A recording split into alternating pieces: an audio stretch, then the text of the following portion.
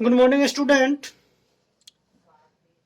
चलिए आज हम लोग द्विघात समीकरण के पार्ट 4 में हैं और इसमें प्रश्नावली 4.1 के क्वेश्चन नंबर 2 को सॉल्व करेंगे। और क्वेश्चन नंबर 2 के अंदर 4 क्वेश्चन है और इन चारों क्वेश्चन को सॉल्व करेंगे, देखेंगे कैसे सॉल्व होता है।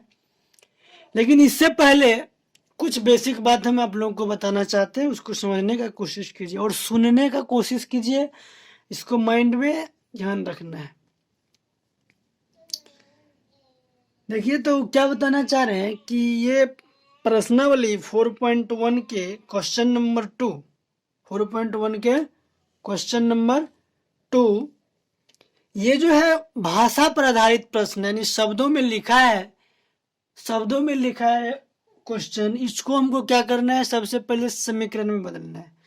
तो एक बात आप लोग याद रखिएगा कि द्विघात समीकरण हम लोग पढ़ रहे हैं और द्विघात समीकरण का व्यापक रूप क्या होता है, ax² plus bx plus c equal to 0, जहाँ a नॉट इक्वल टू 0, यानी a बराबर 0 नहीं होना चाहिए। ठीक है, तो इस बात को आप लोग ध्यान रखिए। ये द्विघात समीकरण का व्यापक रूप है या मानक रूप या सामान्य रूप, जो कहना हो। पिछले वाले वीडियो में इसको पूरा डिटेल से क्लियर किए हैं।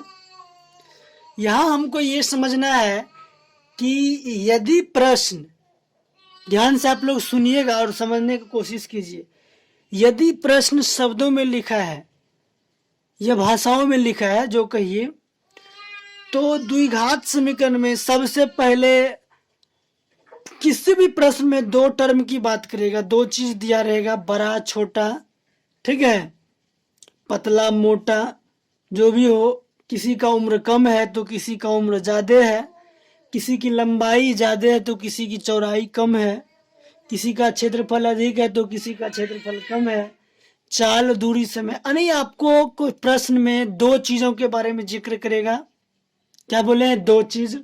और दो चीज कुछ भी हो सकता है, किसी का उम्र हो सकता है, किसी की लंबाई हो सकता है, किसी का मोटाई हो सकता है, किसी का वजन हो सकता है। ध्यान से आप लोग समझने की कोशिश कीजिएगा। तो वो दो चीज कुछ भी हो सकता है। तो हमको बनाना है क्या, कैसे बनाना है भाषा पर आधारित प्रश्न को। अगर इस बात को आप समझ गए तो आपको द्विघात समीकरण का कोई भी क्वेश्चन आपसे नहीं छूटेगा। इसलिए कर प्लीज आप लोगों से रिक्वेस्ट है कि आप लोग पेशेंस बनाकर इस वीडियो को देखें और समझे और सुने।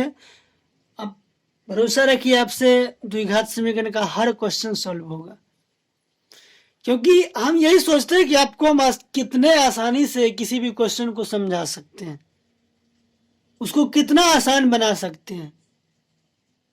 और इसमें बहुत मेहनत करते हैं हम आप लोगों के लिए। इसलिए कर आप लोग प्लीज वीडियो को पूरा देखिए और समझने की कोशिश कीजिए। तो अभी हम जिक्र कर रहे थे कि प्रश्न में किसी भी दो चीज के बारे में जिक्र करेगा, दो चीज के बारे में बात करेगा। अब दो चीज के बारे में बात करेंगे तो उसके आगे हमको क्या करना है। तो देखिए, दो चीजों के बारे में बात करेगा, उनमें से किसी एक चीज को आपको x मान लेना है या y, यानी ABCD के कोई भी लेटर से मान लेना है एक चीज को। और दूसरा चीज जो है, तो एक चीज मानने के बाद दूसरा चीज अपने आप क्लियर हो जाएगा। सर कैसे क्लियर होगा, तो समझने की कोशिश कीजिए। मान लीजिए आपको किसी प्रश्न में कहा कि सोहन और राहुल दो लड़का है, अगर सोहन की उम्र मोहन की उम्र से 14 वर्ष बड़ा है, तब ध्यान से समझिए क्वेश्चन क्या कर रहा है। सोहन की उम्र मोहन की उम्र से 14 वर्ष बड़ा है, तो अगर मोहन का उम्र पता चल जाए तो सोहन की उम्र पता चल जाएगा। कैसे, तो कह रहा है कि सोहन का उम्र जो है वो मोहन की उम्र से 14 वर्ष बड़ा है। तो यहां देखिए, मान लेते हैं कि सोहन की उम्र क्या है, x है, तो मोहन की उम्र क्या होगा, तो इससे 14 वर्ष बड़ा है, तो इसमें 14 वर्ष जोड़ देंगे, x प्लस 14। कोई दिक्कत। मान लीजिए आपको प्रश्न में कहा कि यदि कोई लंबाई चौड़ाई से 3 मीटर कम है, तो अगर हमको चौड़ाई पता चल जाए तो लंबाई पता चल जाएगा। क्या, मान लीजिए चौड़ाई अगर y है तो लंबाई क्या होगा, तो करा कि चौड़ाई से 3 मीटर कम है, तो इस y में 3 को घटा दिए, 3 मीटर कम हो गया। तो उम्मीद है कि आप लोगों को ये बात समझ में आ गया होगा कि हमको क्या करना है। हमको किसी एक चीज को मानना है, तो एक चीज को हम उसको मानेंगे जिसके बारे में कुछ नहीं दिया हो, जिसके बारे में कुछ नहीं दिया हो, ना कम दिया हो, ना बेसी दिया हो, ना छोटा ना बड़ा, जिसके बारे में कुछ नहीं दिया हो उसको हमको एक्स वाई मानना है, यानी ABCD किसी एक लेटर से, और दूसरा अपने आप निकल जाएगा। आगे सॉल्व करने की कोशिश करेंगे, अपने आप सॉल्व हो जाएगा। चलिए कैसे सॉल्व होगा, तो हम शुरू करते हैं प्रश्नावली 4.1 का क्वेश्चन नंबर 2। आपके बुक NCERT आपके सामने है, आप भी अपना बुक खोलिए और क्वेश्चन पढ़ रहे हैं, आप लोग भी मिलाइए और समझने की कोशिश कीजिए। चलिए देखते हैं क्या कह रहा है कि एक, सबसे पहले 2 नंबर का हेडिंग पढ़ लेते हैं। निम्नलिखित स्थितियों को द्विघात समीकरण के रूप में निरूपित कीजिए। यानी कि ये जो भाषा में जो प्रश्न लिखा है उसको केवल आपको द्विघात समीकरण के रूप में व्यक्त कर देना है, मतलब इस फॉर्म में ला देना है। ax² + bx + c = 0, जहाँ a, b और c के जगह पर कोई भी वास्तविक संख्या हो सकता है, तो इस फॉर्म में ला देना है। इसका हेडिंग कर रहा है। अब अंदर हम क्वेश्चन नंबर 1 पढ़ने की कोशिश कर रहे हैं। कर रहा है 1 नंबर की, एक आयताकार भूखंड का क्षेत्रफल 528 मीटर स्क्वायर है। चलिए यहाँ देखिए, क्वेश्चन कर रहा है कि एक आयताकार भूखंड है, यानी कोई भूखंड है। भूखंड समझ रहे, भू मतलब भूमि है, खंड मतलब टुकड़ा, यानी कि जमीन के टुकड़ा के बारे में बात कर रहा है। उसका क्षेत्रफल है 528 मीटर स्क्वायर। ठीक है, ये देखिए जितना पढ़ लिए उतना काम कर लिए। एक आयताकार भूखंड का क्षेत्रफल 528 मीटर स्क्वायर है, लिख दिए। क्षेत्र की लंबाई चौड़ाई के दुगुने से एक अधिक है। ध्यान से समझिए, क्षेत्र की लंबाई चौड़ाई के दुगुने से एक अधिक है। तो अगर हमको चौड़ाई पता चल जाए तो लंबाई निकल जाएगा। तो क्या करें, तो मान लेते हैं कि इसका चौड़ाई क्या है, x है। तो इस बात को हम यहां लिखेंगे, माना कि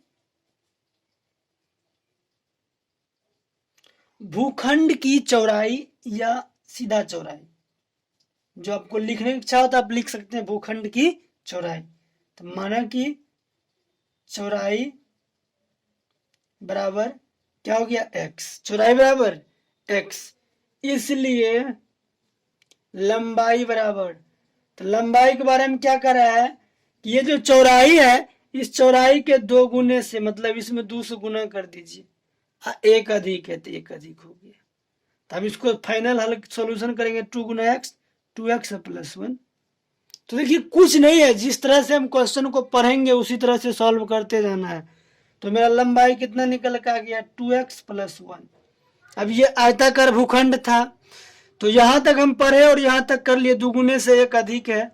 उसके आगे कर हमें भूखंड की लंबाई और चौड़ाई ज्ञात करनी है। देखिए इस भूखंड की लंबाई और चौड़ाई जो दिया है, ये लंबाई है और ये फाइनल चौड़ाई है, ये चौड़ाई है और ये लंबाई है, मतलब इसको सॉल्व करने के बाद ये बना लंबाई बना।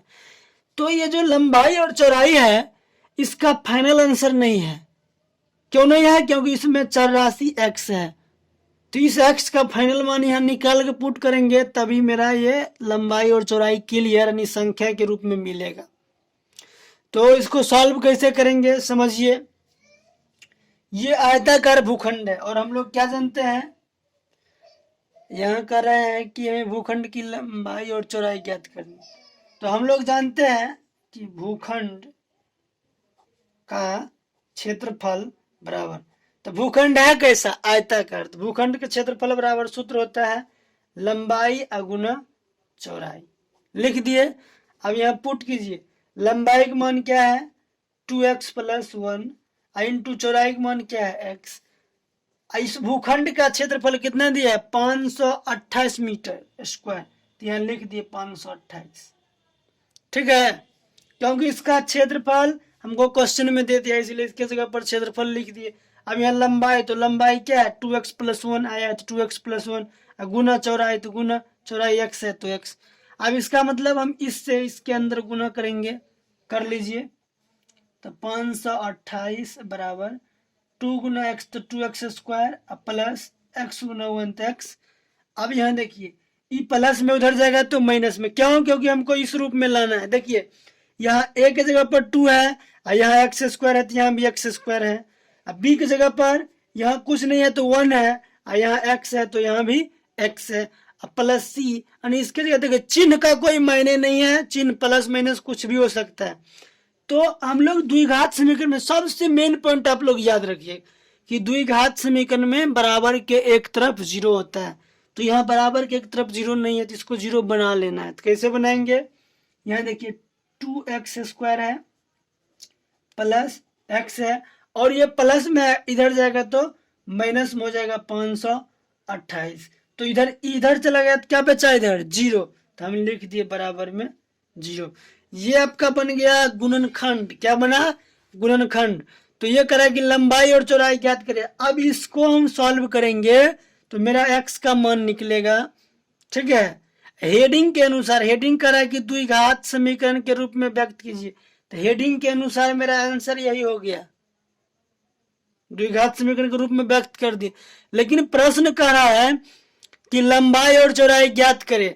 तो लंबाई और चौड़ाई ज्ञात करना है तो क्या करेंगे? लंबाई मेरा होगा 2x + 1 और चौड़ाई होगा x। तो x मतलब कि जो x का मान आएगा वो मेरा चौड़ाई कहलाएगा। तो इसको हम सॉल्व करते हैं। तो गुणनखंड सॉल्व करने का क्या तरीका है कि शुरू और लास्ट वाले को गुना करते हैं और तोड़ के बीच वाले को लाते हैं। तो शुरू और लास्ट वाले को गुना करेंगे तो कितना होगा? 2 8 16 का 6 और 2 दूनी 4 1 5 और 2 5 10। फिर इसको एलसीएम लेंगे 2 से तो 528, फिर 2 से 2 दूनी 4, 2 छक 12, 2 चौक 8, फिर 2 का 2, 2 तिया 6, 2 दूनी 4। हर चीज बताएंगे, आप लोग मेरे साथ रहिए। 2 छक 12, 2 छक 12, फिर 2 तिया 6, 2 तिया 6, फिर 3 से 3 का 3। तो इसको हम इस तरह से तोड़ते हैं कि जोड़ने और घटाने पर बीच वाले संख्या आ जाए। मतलब यहाँ 1 छिपा है तो 1 आ जाना चाहिए प्लस में। तो देखिए यहाँ तोड़ते हैं 2 दूनी 4, 4 दूनी 8, 8 दूनी 16, 16 दूनी 32। तो हम क्या करते हैं? इन सभी को एक साथ रख लेते हैं। तो 32 आई दोनों के एक साथ 11 3 33। अब 33 में से 32 को घटाएंगे तो मेरा बीच वाला संख्या 1 आ जाएगा। तो हम इसको क्या लिखेंगे? 2x²। देखिए गुणनखंड को हम पूरा डिटेल में नहीं ले जा रहे हैं क्योंकि हम गुणनखंड का वीडियो पहले ही बना के अपने चैनल पर अपलोड कर दिया। आप लोग जाके पांडव सर यूट्यूब पर सर्च कीजिए और प्लेलिस्ट ओपन कीजिए, उसमें गुणनखंड का एक बेसिक टॉपिक मिल जाएगा। आप लोग को बेसिक देखिए और समझिए और सीखिए। देखिए वीडियो क्यों अपलोड किया? आप लोगों को देखने के लिए, समझने के लिए, सीखने के लिए। जहाँ कहीं भी आपको कुछ समझने की दिक्कत होता है आप तुरंत उसका बेसिक देखने की कोशिश कीजिए। अब यहाँ हम द्विघात समीकरण पढ़ा रहे हैं, आप लोग के बीच में गुणनखंड आ गया तो फिर इसको अगर बताना शुरू करें टाइम आपका लैप्स हो जाएगा। इसलिए कर आप लोग जाके वहाँ गुणनखंड देखिए, वैसे भी शॉर्ट में आप लोग को समझा दी। तो पहले इसको छाप दिए और इसके बदला हम क्या लिखेंगे? Plus 33x minus 32x। तो अब देखिए 33 में से 32 को घटाएंगे तो 1 x पुर जाएगा, आ गया। फिर लास्ट वाला को छाप देना, ठीक है। तो देखिए इसमें करते क्या है? शुरू वाला और लास्ट वाला को छापते हैं और जो शुरू वाला लास्ट वाला का गुना होता है उसको ऐसे तोड़ते हैं, 2 पार्ट में ऐसे तोड़ते हैं कि जोड़ने और घटाने पर बीच वाला संख्या आ जाए। हिंट कर दिए।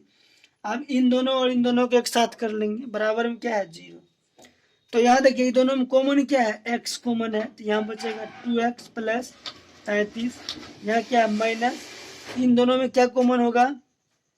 लग रहा है कि ये 16 कॉमन हो जाएगा, 16। तो 16 कॉमन हो गया तो 16 दूनी 32, फिर माइनस माइनस प्लस, फिर 16 से काटेंगे कि हो जाएगा 16 तिया 48 और इसमें बचेगा 4, तो फिर 4 सट जाएगा तो फिर होगा 48, तो 16 तिया 48 तो हो गया। अब ये दोनों मिल गया तो इसको एक बार लिखेंगे कि 2x + 33। फिर ये और ये नहीं मिला तो इसको एक बार लिखेंगे x - 16 बराबर 0। फिर क्या लिखेंगे? जब 2x + 33 बराबर 0 तो 2x बराबर प्लस में इधर जाएगा तो माइनस में हो जाएगा 33, तो x बराबर -33/2। फिर उसी तरह इसको करेंगे कि x - 16 बराबर 0 तो x बराबर माइनस में इधर जाएगा तो प्लस में 16। अब देखिए यहाँ x का मान माइनस में आया और यहाँ x का मान प्लस में आया। तो आप खुद सोचिए कोई भी आदमी क्या चाहेगा कि हम प्लस में रहें कि माइनस में? तो प्लस में, इसलिए इसका आंसर x का हम 16 लेंगे। तो जब x का हम आंसर 16 लेंगे तो x हम किसको माने हैं, चौड़ाई को, तो मेरा चौड़ाई क्या हो जाएगा 16, इसलिए चौड़ाई बराबर x बराबर 16 हो गया। और लंबाई क्या हो जाएगा, तो लंबाई को हम लिखे हैं 2x + 1, तो सॉल्व करेंगे 2 गुना x, तो x की जगह पर 16 है तो 16 + 1, तो 16 दूनी 32 + 1, तो 32 1 33। उम्मीद है कि आपको ये क्वेश्चन समझ में आ गया होगा कि कैसे बनता है। तो ये आपको लंबाई हो गया 33 और चौड़ाई हो गया 16, फाइनली आंसर आ गया। उम्मीद है कि आप लोगों को ये क्वेश्चन समझ में आ गया होगा कि कैसे बनाते हैं। बस आप लोगों से एक रिक्वेस्ट है कि यदि आपको हमारा पढ़ाई समझ में आ रहा है, पढ़ाने का तरीका अच्छा लग रहा है, तो प्लीज अभी आप हमारे चैनल को सब्सक्राइब कर लीजिए और वीडियो को लाइक कर दीजिए। और अंत में, सबसे अंत में, वीडियो पूरा देखने के बाद यदि आप लोग को अच्छा लगे तो अपने दोस्तों से शेयर कर दीजिए और हमें कमेंट करके बता दीजिए कि आपको कैसा लगा, ताकि मेरा भी हौसला ऊंचा हो कि नहीं हम समझाते हैं तो बहुत सारे स्टूडेंट को समझ में आता है। ठीक है, बहुत स्टूडेंट वीडियो देख लेते हैं लेकिन कमेंट नहीं करते हैं, सब्सक्राइब नहीं किए चैनल को।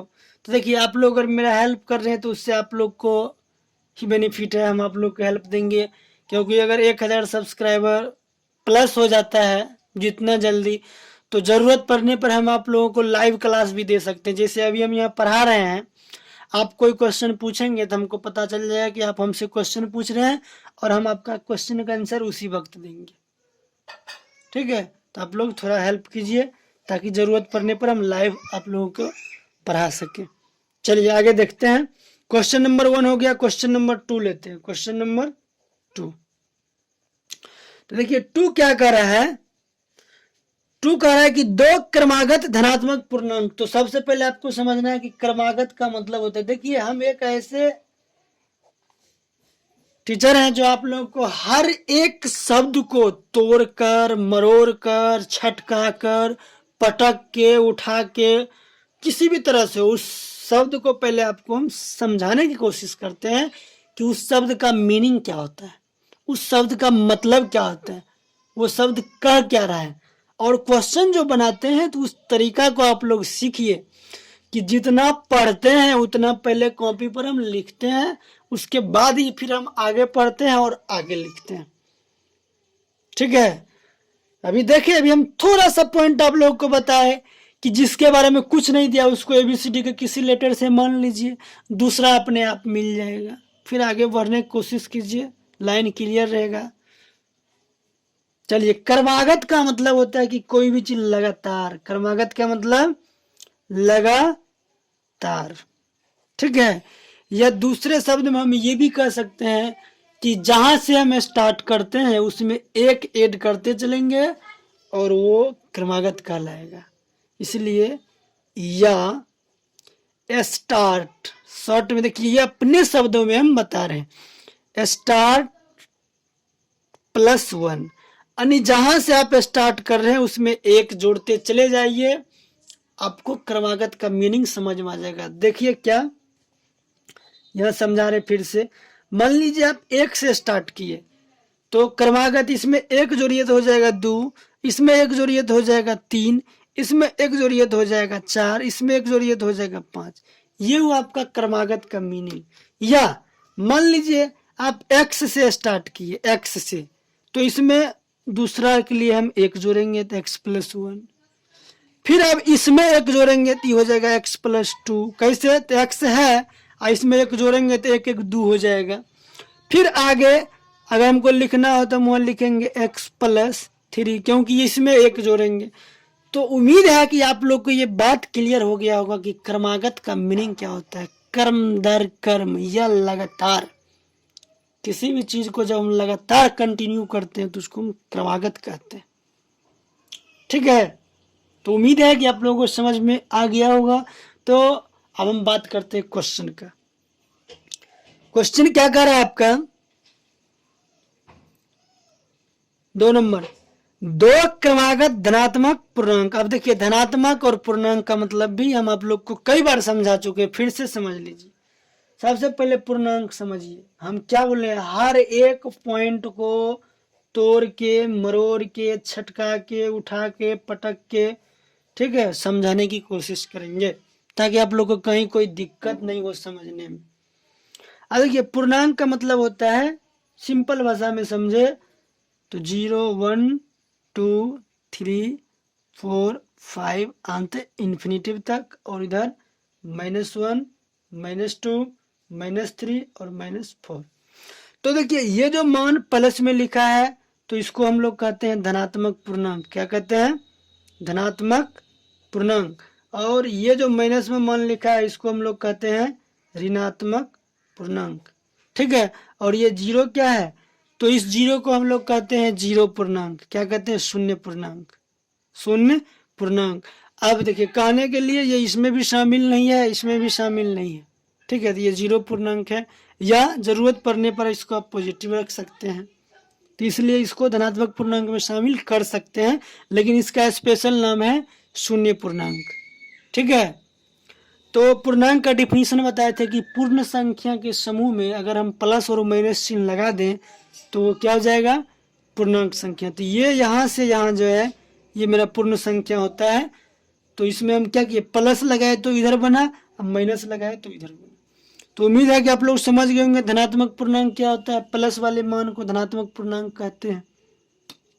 क्वेश्चन पर आ जाइए 2 नंबर। तो देखिए ये सब चीज है आपका बेसिक हो गया, और बेसिक हम इसीलिए आप लोग क्लियर करते हैं कि आपको किसी भी क्वेश्चन को रटना नहीं पड़े, क्लियरली आप लोग को समझ में आ जाए। 2 नंबर, दो क्रमागत धनात्मक पूर्णांक। तो देखिए यहाँ 2 कह रहा है तो हम लोग मान लेते हैं, माना कि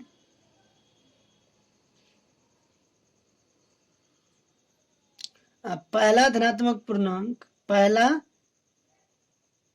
धनात्मक। हम इसमें देख रहे थे कि किस पूर्णांक की बात किया, बड़ा छोटा या पहला दूसरा या 1 2, यानी अगर बात नहीं किया तो हम यहाँ पहला माना कि पहला धनात्मक पूर्णांक बराबर x।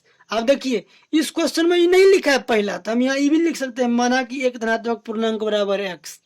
माना कि इस तरह से भी लिख सकते हैं, एक धनात्मक पूर्णांक बराबर x, क्योंकि उसमें कुछ लिखा नहीं है, बड़ा छोटा नहीं लिखा है।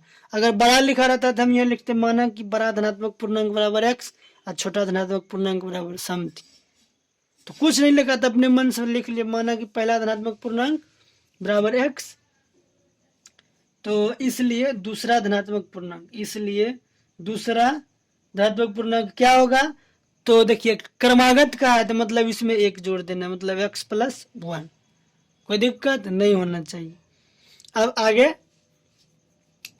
अब हम लोग क्या कर रहे हैं, अच्छा, 2 क्रमागत धनात्मक पूर्णांकों का गुणनफल 306 है प्रश्न से। अब हम लोग किससे चलेंगे? प्रश्न से। आपका प्रश्न कह रहा है कि ये जो 2 क्रमागत धनात्मक पूर्णांक है, यदि आप इसको गुना करते हैं, गुणनफल का मतलब गुना करते हैं, तो ये 306 के बराबर होगा। तो प्रश्न से हम क्या करेंगे, यहाँ x × x + 1, तो दोनों को गुना कर दिए, बराबर में है 306। अब इसको गुना कर लीजिए, x × x x² + x × 1x बराबर 306। अब यहाँ x² + x -306। क्यों सर जी? इसलिए क्योंकि द्विघात समीकरण का फॉर्म होता है कि बराबर में 0 रहना चाहिए, इसलिए इसको इधर कर लिया, इधर 0 हो गया। अब उम्मीद है कि आप लोग यहाँ से सॉल्व कर लीजिएगा। इसमें आप इसको इसी तरह से, मतलब इसी तरह से आप गुणनखंड के रूप में इसको तोड़िएगा। सॉरी, फोन आ गया था। इसी तरह से आपको जिस तरह से इसको तोड़े उसी तरह से इसको तोड़ना है और आगे सॉल्व करना है। अब फिर हम नेक्स्ट क्लास में, वीडियो थोड़ा लंबा हो गया, प्लीज़ आप लोग देखिएगा ज़रूर, क्योंकि हम आप लोग को दिल से समझाने का कोशिश करते हैं, पूरे बेसिकली हर पॉइंट को समझा के, इसीलिए वीडियो लंबा हो जाता है। और यदि आप लोगों को दिल में थोड़ा सा भी ईमानदारी हो, अपने गुरु के प्रति सम्मान हो, तो प्लीज़ आप लोग इस वीडियो को अपने दोस्तों से शेयर कीजिए। अच्छा लगा हो तो लाइक कीजिए और हमें कमेंट करके ज़रूर बताइए। कोई क्वेश्चन पूछना हो किसी बुक से 10th क्लास का तो आप पूछ सकते हैं। वैसे हम क्लियर, फंडा को ऐसे क्लियर करते हैं कि आपको कहीं कोई दिक्कत नहीं आएगा। चलिए, thank you watching this video. Bye, see you next class with next question 3 and 4 exercise 4.1।